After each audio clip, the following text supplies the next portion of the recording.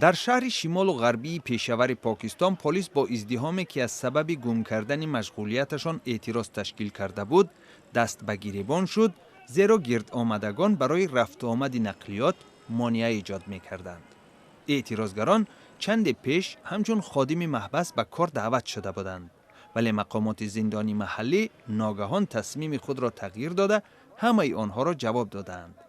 در برخورد با پلیس چند تن از اعتراضگران جراحت برداشته، شماری هم به حبس گرفته شد.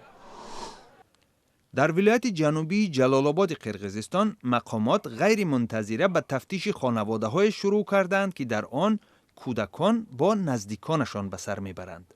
هدف از این اقدام کشف و تشخیص خانواده‌های بوده است که در آن کودکان مورد اذیت قرار میگیرند.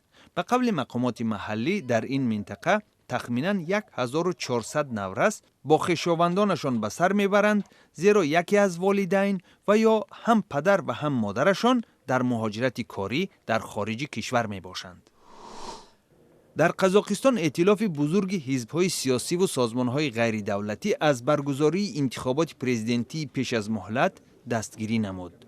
پیشنهاد شده است که انتخابات ریاست جمهوری قزاقستان امسال، یعنی 1 سال پیش از مهلت، برپا شود. ائتلاف قزاقستان 2050 در ملاقاتش در شهر آستانه از انتخابات پیش از مهلت که 2 روز پیش از طرف اتفاقچیان پرزیدنت این کشور نورسلطان نظربایف مطرح شده بود، پشتیبانی نمود. در شهر کابل پایتخت افغانستان، نایب پرزیدنت ایران در امور اجراییه محمد شریعت مداری در مراسم گشایش نمایشگاه محصولات ایران و افغانستان اشتراک نمود. او پیشنهاد کرد که ایران و افغانستان هر گونه مانع در سرمایه گذاری ها را از بین برند. سالهای اخیر ایران به طور نظررس سرمایه گذاری هایش در افغانستان را افزایش داده است.